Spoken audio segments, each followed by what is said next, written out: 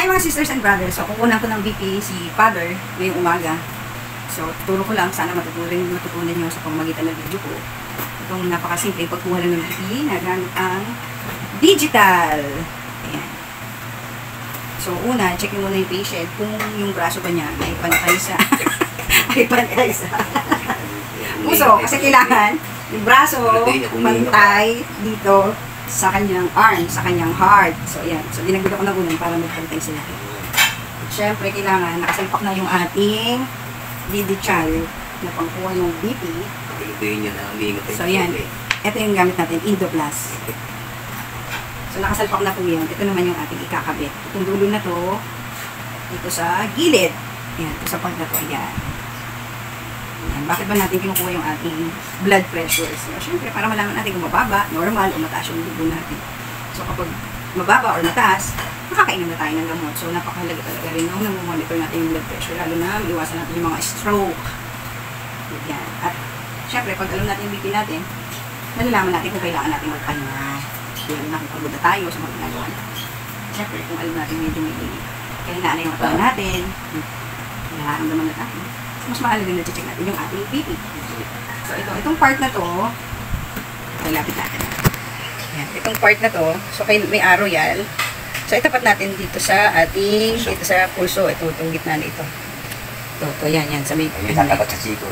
Yan, dito sa part na. May buto. Yan. Paano? Makikita niya sa setup natin, ha? Kailangan natin ayusin. Hindi masyadong sikip, hindi masyadong maluwag.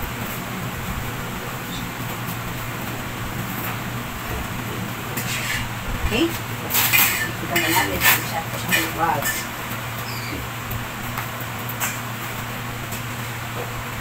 Ayan? Okay na yan? Nakatapat na ba? Yan, nakatapat na siya. Sa gilid na, sa ganito. Ayan, dito natin itatapat yung araw na yun. So, sarado muna yung kamay. Ayan, sarado yung kamay habang pressure tayo. So, sa una, yung paglabas ng dugo. So, ito, pagkakaalam ko lang to ha. Pero kung may correction, so mag-comment lang kayo. So, sa una, alam ko yung paglabas ng dugo sa puso natin. At yun yung number sa ibabaw. So, yung number naman sa ilalim, yun yung kung paano nag-rest yung heart natin. So, yun yung over. So, start na natin yung ating digital pangkuha ng BP. So, yan, maalber na siya. So, yan. Maganda ng ma-stop. Ayan, humihigpit na siya. Kailangan ang ating kamay ay luwagan na natin. Ayan, habang naghihigpit na siya. So, ayan. Bumababa na siya. Ibig sabihin, gumagana na siya at kinukuha na ang ating tamang BP.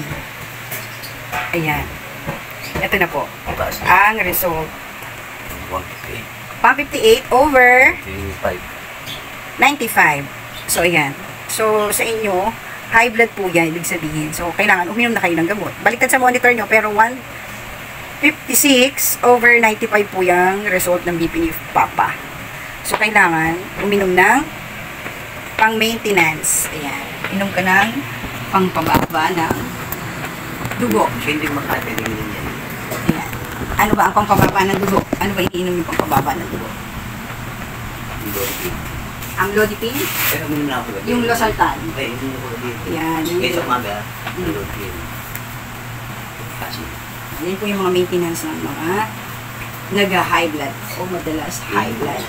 Lalo na yung mga senior natin. Yan, may mga maintenance sila. So, congrats mo sa mga walang maintenance.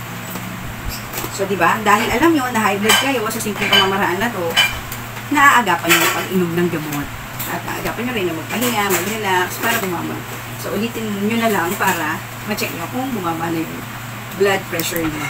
So, mas maganda kung i-record ito sa inyong mga tickler para araw-araw na monitor nyo yung blood pressure nyo. Tapos sabihin nyo kay doc para alam niya kung saan may problema. Kaya pinaparecord yung mga BP nyo. So, maraming salamat. Sana natuto kayo sa aming video na ito. Please subscribe, like, and share. Maraming salamat mga brothers and sisters. Bye! Morning, mga sisters and brothers. Sagsa ka na eh.